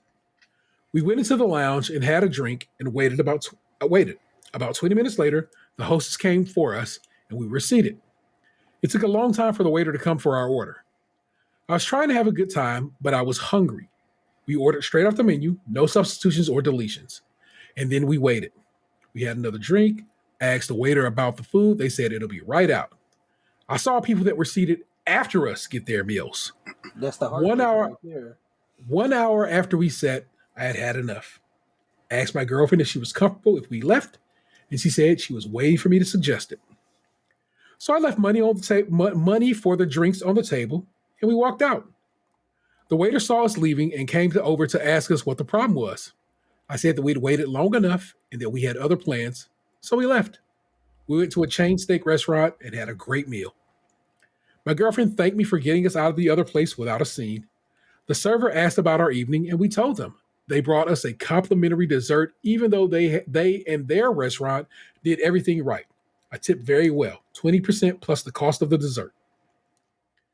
When I got back to work, I told the guy who recommended the first place about the crap service, and he said I was an asshole for walking out without paying for my food. But I You never didn't got eat it. anything. I never got any food.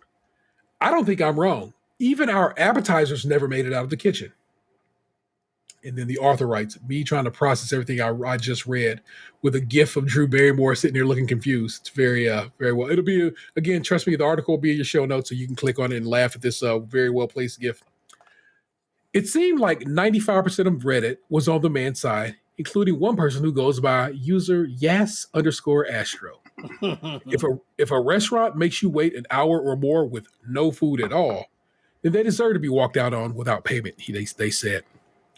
Another person with a username user left car 6520 concurred, agreeing that the man was not the asshole in this situation. Yeah, no. Someone really messed up there, they said. I would say, as an ex-waitress, that it would have been better that you tell the staff you're leaving because you can't wait anymore, but you're not the asshole for leaving without paying for the meals you never got. They are at least 3 points where someone should have realized that they'd screwed up and they didn't. This is wholly on the restaurant. And considering that it seems like your food was never even began to be prepared, you didn't cost them anything by leaving either. And finally, someone else who goes by user Seraphinx argued that the man was too nice in his handling of the situation. You're a bigger person than I am, OP, because I would have walked out without paying for my drinks after causing a scene, they said. So what do you guys think? Who's the asshole here, and so forth and so on? The restaurant? Clearly. Yeah. Like, I wouldn't feel bad about leaving most places if I haven't had service in over an hour, so yeah. I went to that Big Boys near your house box some years back with my ex-wife. Similar situation. We get in, we get down there, drinks put on the table, but they just never come through for food. And I'm like, all right, let's get out of here. And I go to the check out, and he goes, what happened? I go, yeah, they never came to see us. I go, but it's okay. Here, let me just pay for the drinks and get out of here. And the manager's like, no, the drinks are on me. I'm so sorry. And I'm like, bro, it's all. I promise you, it's all. I try to be very cool with wait staff and service in general. I know people are assholes to them, so I try to be the opposite of that. That's why I nigga tips to begin with. And so I was just like, no worries, bro. It's fine. That's fine. Hey, thanks for covering our drinks. Have a good time, and I'll holler at you. And I hope he did something about it. So, like I said, I've lived a similar-ish experience to this. No, it's rules to this, and they didn't abide by them. Fuck them. You didn't do anything wrong. And in fact, you're a sweet guy for having paid for them drinks. Because like that woman said, or this person said, Sarah Fink said, I would have lit that place on fire before I left. Do you guys remember my rule for when we used to go out to lunch? No, go on. Never order the same thing as somebody else at the table. Yeah. Thank you, Lance. So the other day it came true again. Like, Okay. I never ordered the same thing as somebody else because me and my partner went out. Like the kids were somewhere else, so we had an opportunity to spend some time together. So we went to go see Black Panther after this. I think we both ordered order of shrimp tacos. She get her shrimp tacos. It's shrimp and taco-ness all over them, and the special sauce that comes on it. Mine have like considerably less shrimp and no sauce. And I'm like, I asked the waitress like, I didn't get any sauce on mine on these dry ass tacos.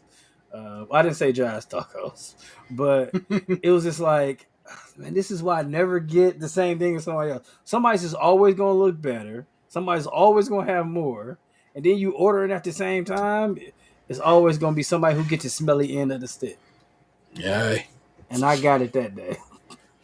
That shit proved true in many of our outings when we went out. So basically, we all just made sure to order different in most situations. Just because, like, just the smart plays, just everybody gets something different and hopefully they'll make everybody shit on point. Except when we went to the chop house, because they Chop house. love us and take care of us pretty good. Yeah. And we knew the cook in the back because he worked at another place that we used to go to a lot. Yeah. So kind of worked itself out there. This next one is actually an update to one of the Thanksgiving ones we did. And so the Silver Coke, he sent this to me and her brother, and I was like, I'm definitely reading this one on the show. So, y'all remember the person who ruined Thanksgiving by saying she was gonna cook a turkey and then not cooking the turkey? Yes, my favorite one ever. All right, so let me get you caught up. Update. Hi everyone. I don't know how to start this, but I want to say, wow, I did not expect the amount of support. Thank you for the not the asshole. I will answer some questions before the update. If you're not interested, skip to the last paragraph. Thanksgiving is usually held at my mother-in-law's or the oldest daughter's because they have the biggest dining rooms. It's usually the same people bringing the same dishes, and it has been like that for years. Mother-in-law's in charge of turkey, my boyfriend, the dessert, etc. I don't know if they call each other to check up. I have been to one before with the boyfriend, and we brought dessert. Mother-in-law and I have no direct contact. If you see my text conversation with her, it looks like I'm the creep that slides into your DMs every now and then with a hi, except I send congratulations on birthdays or Christmas / Easter greetings. She never talked to or about me, not even with boyfriend. And even if I was in the same room as her, she would talk about me in the third person. Wow. At the barbecue, her main issue was that sister-in-law and her husband were discussing my cooking in a positive way, saying they wanted me to invite them over to dinner sometime. Mother-in-law got triggered, and that started what went down. So even if it sounded weird for me to hear, it wasn't really if you know her. At Thanksgiving, only the ones knowing about Janet, if you remember, Janet is who she called the ex. Is what the mother-in-law called her, I think. I don't know. I don't remember, but whatever. Understood what was going on. Sister-in-law, father-in-law, etc. The rest were just confused and horrified. My boyfriend was very confused and angry with his mom for wanting to kick me out and told her he was leaving too. I live a 5-minute drive from mother-in-law. That was all the time I had to explain, and he got really pissed, so he dropped me off and drove away. I have no idea what he did afterwards, nor how the rest of his family celebrated. I ordered in and watched the Wheel of Time. I texted him apologizing both that same night and the next day, and tried calling over the weekend without success. The update. Yesterday, I was at a party that both boyfriend and I had planned to go to pre-war. He showed up and he hugged and kissed me, and we spent the evening together. He asked me if we could go to my place afterwards to talk, and I agreed. He told me that he wasn't mad about what I did, but about the fact that I didn't tell him and that he looked like an idiot because of it. I apologized again. I told him that I don't think that I could / want to make amends with the mother-in-law ever, and that I'm not sure if that's what I want for my future. She's a great grandmother to sister-in-law's children, but would she be the same with ours? Which she obviously does not and will not like me.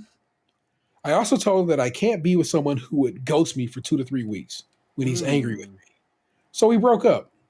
I am sad because I love him very, very much, and this is probably for the best in the long run. Many will say mother-in-law won, but I was never in a competition with her.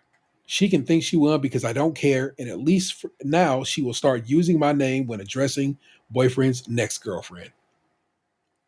Then there's another update, and that update is we are engaged. Boo.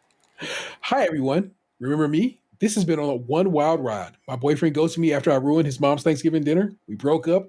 I heard from mutual friends that he was seeing his high school sweetheart again, and I played. I wasn't bothered, even though I was dying inside. About 3 weeks ago, he texted me out of the blue asking if he could come to talk to me. I told him we could meet out for a walk or maybe coffee. I didn't trust having him in my apartment. He agreed. There's actually an emoji, a little giggling emoji, so she know what's up. He agreed. The moment I saw him, I knew I was fucked because no matter how much this douche hurt me, I still loved him. I played it cool, however. He wasn't as cool and started telling me how hard the past months were for him and how he thought about me and missed me all the time. He apologized about everything that happened. His mom's treatment of me, him not thinking it a big deal for not coming to rescue me where she was hurtful.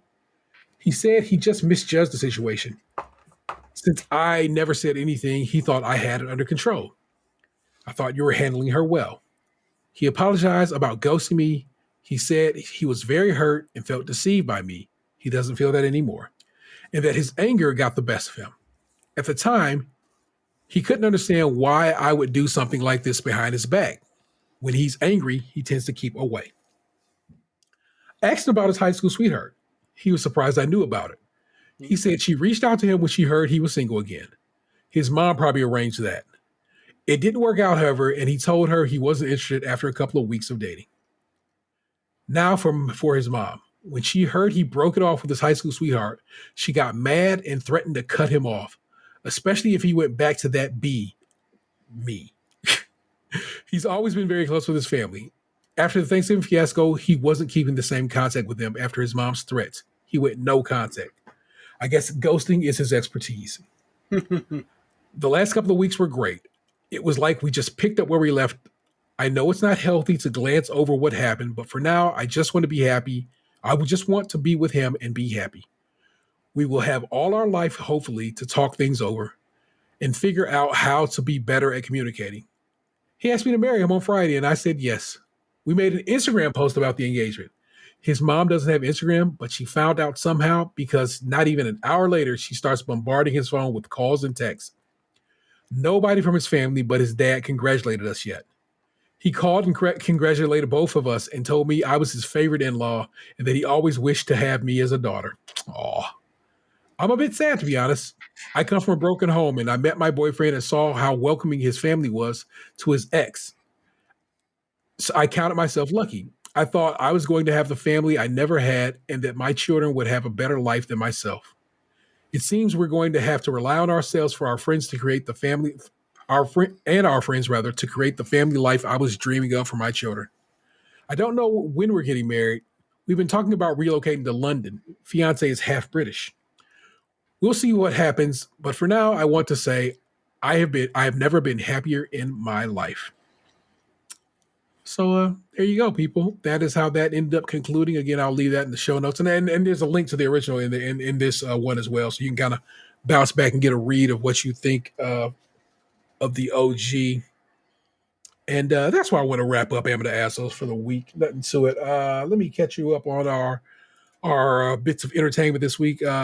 Things I've watched: the Guardians Holiday Special, which was fantastic, and now has 2 top 10 music hits on it.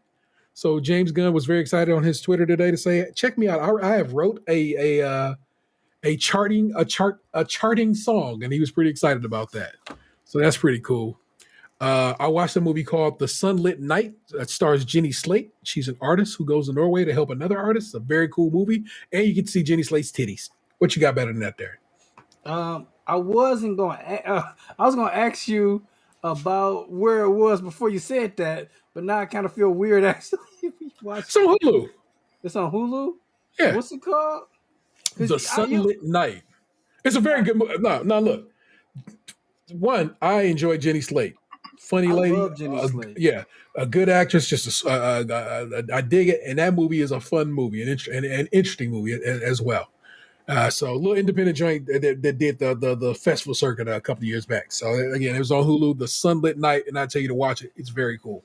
I got really sad when I found out that she dated Captain America and they didn't stay together and have Captain America babies. Yeah, they were together for a while. It was real sad that they didn't work out.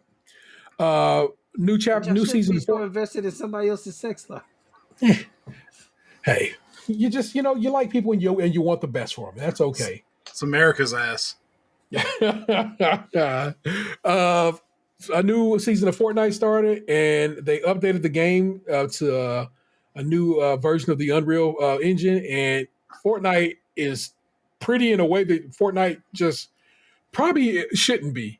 That game is gorgeous, and I have been rocking at that game early in this season. I've been felt real good about that. I've had several victory royales, and Xander popped one off before he left today. So we just been on it, man. Fortnite. I'm a murderer, bro. I'll tell you that. I've also been playing the game Vampire Survivors, and tonight at the Game Awards, as we record this, they announced Vampire Survivors is available on mobile if you want to play it. Let me tell you right now, that game is on Game Pass. It's fantastic on Game Pass. I was playing on my phone, and it's not as snappy on my phone as it is on the Xbox, but that is a damn fun game. You should be playing Vampire Survivors. I also watched The Big Brunch, which I only mentioned because, of course, Creme Patissier is now back, and we're going to recap and review The Big Brunch. Nick Jew is going to hold down the hosting duties on that one. We just recorded our first episode the other night, and it's already up on the Creme Patissier feed. And I would tell you to go check it out. I enjoy doing these shows with Nick and Ant. It's just a good vibe. And I feel like we all have interesting and unique perspectives about the shows we're watching, and that's real fun. And as I was writing the notes the other day, I found out all kinds of I was like, these shady, shifty motherfuckers out here lying to me. And like I said, that is going to make for, I think, a real fun show. Also have the ending spoiled for me because motherfuckers don't know how to write stories without just straight up saying, this dude or this woman, these people won. I'm like, y'all got to stop. Sometimes you got to tuck shit away, especially in the realm of TV shows, man. Everybody don't watch shit at the same pace. But, whatever. I would also tell you that I have personally listened to our latest episode of a podcast 4 times. It is a fantastic episode. You should really be getting down with the podcast, especially this particular episode. It's really good, and I'm very proud of it. And that is what I have been doing in the realm of entertainment. What about you, gentlemen?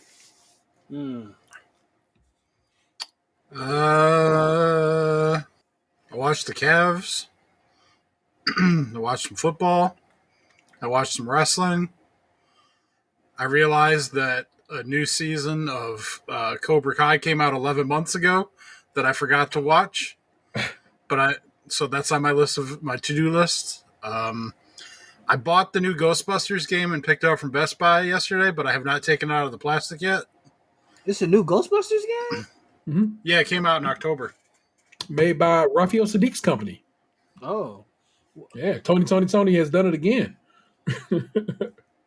Let's get down. Let's get down. In my black Chevrolet. I don't think I fell asleep the other night watching Spider-Man No Way Home on the 4K player that I have now in the living room. You got a separate 4K player? Yeah, so I was looking at them on Cyber Monday, Black Friday weekend or whatever. Mm-hmm. And because I needed one for the living room because I took the Xbox downstairs. Yeah. And my buddy's like, oh, just buy it and that'll be your Christmas gift. He's like, I'll just give you the money. I was like, I can do that. So, yeah, I have a Sony 4K player in the living room now hooked up to the Sony TV. Excellent. It's amazing how much more the 4K players cost than just a regular-ass Blu-ray player. It's insane. It's some bullshit. I'm glad you got a decent enough deal on it, man. But I'm telling you, man, I don't know if you see it. Some people will tell me they don't see it. But the full fat 4K high bit rate things that come off a disc as compared to what you get from Netflix or Disney Plus or something like that, it is a difference. And it's enough of a difference that you be like, oh, that's real noticeable. Well, you don't have And to worry so, about like internet drops or anything like that. It's just yeah, straight from the player to the through the cord to the TV. yeah. There's no internet frame drop or anything like that. Not to say that like when I watch stuff on Disney Plus or anything like that it's bad, but like there's no buffering or nothing. It's just clean, man. I'm saying right now, I'm still a physical media guy, and I'm just gonna continue on that path for right now. I got my copy of Wally last week before last, and it's so good. God damn, I love that movie so much, man. Oh, Wally, you're a delight. It was just like I felt like having a 4K TV. I wanted to at least have a 4K player. Not to say that I want to go out and get like a vast movie collection or anything, because I don't. But like I at least wanted to have the option. Yeah, and what you love, you cop anyway. You know what I'm saying? Mm-hmm. That's just what it is. I'm trying to think of what I watched this week because I've had a pretty busy week and I didn't really watch much. I got something that I just thought of that I did watch. Well, I watched 2 episodes of it, I think. Some show on Netflix called like Snack Maker or something like that. Not even hip. It was like a cooking show, cooking competition thing, where you could tell it was like one of those like we didn't have a big budget for this because we hired 2 comedians that like no one's ever heard of to host, and what the premise of the show is they give them like a snack, like the one episode it was like Flamin' Hot Cheetos or something like that, and they have to try and recreate it and then make a dish inspired, like a snack inspired by it or something. They out here half stealing Bon Appetit's old steez where Claire used to make snacks. Yeah, because the one episode was Cheetos, and then the next episode I think was Pringles. And then I was like getting kind of bored and tired, so I just shut it off. Yeah, I'll have to check that out. That sounds like an interesting show. Dion Cole had a new stand-up special on Netflix. Is that how new is that? Because is like it just came out like last week. Oh, he been coming out with some heat then because he just had one not too long ago. Yeah, he had Cold Blooded that came out like 1.5, 2 years. It was like Cold Blooded came out before COVID because he had that one that came out on YouTube that he was getting ready for, but then COVID happened or whatever, and then this one just came out, and I think he named it after his mom because his mom passed away a year ago. Oh wow. He talks about it at the end. But I mean, I like Dion Cole. I think he's really funny. It's funny to the point where like when his Old Spice commercials come on YouTube, I don't skip them. That's dope. It's like I can sit here for 45 seconds and just watch this man look at that other woman in just complete disgust at the fact that she uses body wash, and I'm never bored. I watched like Abbott Elementary this week. Something I watch every week. I watched I guess the newest Great American Bacon show. I watched the Christmas episode of that. I watched the Weird Al movie, which was pretty fun. I watched the Quinta Brunson special on HBO Max with her and Oprah, which was pretty interesting. But I felt like with her and Mark Maron talking, just like something she said she was like a little nervous about before they started talking, was really, really good. Almost better than the Oprah special. Like Mark Maron, sometimes, not all the time, especially like when he's talking to people of color, like comes from such a inquisitive place and really wants to, like, when he doesn't know somebody, he really talks to him and like asks questions that like he really wants to know because he wants to get to know the person. Because like if he knows them already, sometimes they just get talky and you really don't learn anything. But he did a lot of listening on that episode with her. So I enjoyed that. Um, I started for the first time in my life. I think I finished a Stephen King book that I wanted to put down the whole time. Um, What made you push through? just part of my personality, I suppose. Like not really wanting to quit, hoping it would get better. Um, it was called Fairy Tale. Mm-hmm. It's Stephen King's latest book. It came out maybe about 6 months ago. I've been on the waiting list this whole time to listen to it on Libby. Libby, yeah. And man, I did not like it. I liked maybe like the first quarter of it, and then like the middle part, it just wasn't good to me. And it just to me. He's very good at setting up a story and getting you invested in the like the characters. But after a while, I was like, God damn, this is dumb, man. It seemed like it was the first time I didn't like a Stephen King book. Other than like him saying some using some N words that I'm like, oh come on, Stephen, you don't got to do that. But this one, I just finished because I felt like I had to. Oh man, I guess that's as far as my entertainment went. Well, there you go, people. We've done it again. You've had an entire heap and helping serving of some Stage Crunchy Milk action. Hope you fuck with it. I know I do.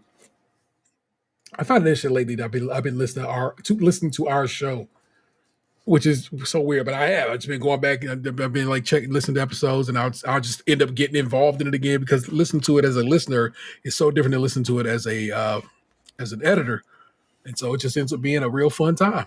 So I mean, I like what we're doing, and I listen to a lot of podcasts, and I'm telling you right now, I still go for my own. So if Vanessa's making fun of me all day, you listen to your own show, and I go, yeah, because I'm good at what I do. Fuck yeah, I'm listening to my own show. But please take the time if you can to rate, review, subscribe, and share as wherever possible. The big deal here is share. I really would. I truly wish more people would get down with us. And I feel like if you listen to us and enjoy it, if you would just pass the word on to your homies and be like, you should probably check them out. They got something to say. Then they would just help spread the good word of what we do, and that's what I ask of you. You can follow us anywhere. You know what I'm saying? Stage Crunchy Milk all out here in the streets. Crunchy with a K, of course. You know what it is. If you got dough, you're thinking, hey, man, I'd like to help these guys out. Well, we have a Patreon, and members at the $5 above tier get extra content each month and early access to new shows. I need to, of course, put a show up for my patrons. I think I'll do that tomorrow. As I am still off from work, I might as well take advantage of that and get them up something. We have merch available over at tpublic.com/user/StageCrunchyMilk, all one word. Today, a shirt arrived for me from TeePublic that my partner ordered for me. It is the Doughboys shirt that says $30 on it, which makes me laugh so hard every time. And the shirt is hilarious. It's a picture of Weiger kind of looking like he on a $30 bill, but he kind of got a presidential portrait style art on it. It's a very well done piece of shirt. And I was like, oh shit, thank you, baby. And she knew I needed it. Today I was really like on a depressed tip because my son left me on his birthday to go, ride out with his girl. Because that means we're just at that point. We've come to that phase of life where my children will not be present at all times. You know what I'm saying? Even on their born days. And so I think she was like, "Here, I'm just gonna give him this Christmas present now." So shouts out to my lady for trying to help me out and keep me from being a sad sap. That's okay. Give us a call. 216-264-6311. That's 216-264-6311. We'd certainly love to hear from you and heard from someone. We certainly did this very week. So let's get that pulled up because we have a voicemail. Play. Hey, it's the Silver Cookie answering questions about Arizona. So, fun fact about Arizona. The college I live by actually has a 41% out of student ratio. So they have like the most out-of-state students in the country, which explains the salad thing and the pumpkin pie thing, because you can buy a pumpkin pie damn near anywhere. Also, the state of Arizona has 7 military bases. A lot of these people are going to be from out of town. They're not going to have too much in the way of family. And then you also have to consider the fact that, like, most of the snowbirds are here too. So salad is a thing for, your snowbirds and whatnot. And then my boyfriend brought up a really good point in that there's a lot of Mexicans out here. And I'm not saying it like in a mean way or anything. It's just there's a lot of Mexicans out here. And Mexican food is a really heavy food. You want some things like to go with it. Salad. So that is why salad is the thing out here in Arizona. It's because there's a ton of transplants and there's a lot of heavy eating, and pumpkin pie is easy to buy. I'm actually staring at like 2 pumpkin pies right now. So there you go, people. There you go. And also, Gabriel, I know you're really sad about the turkey thing, but have you considered doing Cornish game hens? Max and I have done it for the last 2 years. We're very happy with it, actually. Because it's just the 3 of us, it works out really well. So, just an option, just a thought. Do what you want. And did you get your Popeye's turkey? If not, why not? And what do I need to do to convince your wife that Popeye's turkey is probably worth it? Well, that's all I got for you guys, and you can take it away from here, T. Back to you in studio. It's very much what the vibe that has. Like, all right, you know what I'm saying? You got it, man. And no, unless something changed in the meantime, no, your brother did not get that turkey from Popeyes because he wasn't allowed to. I don't even like that turn of phrase, but I mean, that is the God's honest truth, and that is what it is. I've had Cornish game hens before. Guess what? Cornish game hens, gamey. I don't enjoy them. You know, that earthiness we just discussed the other day is present in that shit, and I don't fuck with it. It's gross. Yeah, What if you fried them bitches though? You just deep fried them hoes like you do turkeys? I was just about to say, like, I seen a couple TikToks where this lady uses this really cool. I guess it's not really cool because we had Cornish Corningware back in the day where it's like she just got this clear ass pot that she fry shit in, and she fried a whole Cornish game hen. I was like, damn, that look cool. I was like, dude, you seen fucking clear pots before? What's wrong with you? But I'm really looking forward to like the end of this month, which is Christmas, so I can get another turkey because I want to put this one on the grill. Okay. Really, like spatchcocking the turkey this year, man, that shit get cooked so fucking fast. Every year it's kind of like, man, why you ain't be doing this shit sooner with certain stuff? But. So I peeped America's Test Kitchen's how to grill a turkey vibe, and basically it was like if you throw basically like a aluminum pan, you know what I'm saying, that you get from the grocery store, you know what I'm saying. Basically put that on top of the coals, so the all your turkey fat and juice will be caught in that, and not just hitting the coals and throwing smoke up on your bird and stuff like that. There, you'll have a nice grill flavor, but not so intensely smoky. Not this like the bitterness that comes from it being too smoky. Yeah. So that might, I don't know if that's a technique you care to be with, but I thought it was like that's an interesting explanation. It's a good, also just a solid YouTube follow. They make 3-5 minutes videos and so forth and so on about, and you can really pick up a lot. Like, okay, that's a good technique. I used to watch America's Test Kitchen on PBS Proper all the time. Yeah, same. And listen to the podcast. So that dude with the apron know what the fuck you talking about. There you go. Like I said, if you want to give us a call, you can. And the numbers in the show notes, and of course, you just heard me say it a little bit ago. But I'm grateful for your presence. Grateful that you came and hung out with us for a bit. I hope we made your day better and made you chuckle and think and so forth and so on. It's kind of what we do here. At least that's about what I hope what we do here. But until next time, that is Tatum 216. Piping hot as always. Trust on that situation. He got 2 kids. You know he pipe hot. It's Pipe adequately enough anyway. That's my man Lunchbox 2099. Nailed it. Our missing man is the real ODP. You know what I'm saying? Hopefully he'll be back next time. Of course, the man is traveling the country, people. You know what I'm saying? Have an expectation that he's going to be here some weeks and other weeks he won't be. That's just what it is. I am the Internet Stereo 713. You've just been podcasting. I know you loved it. We'll do it again next time. Peace. Will we? Hey, what happened to you? You used to be beautiful.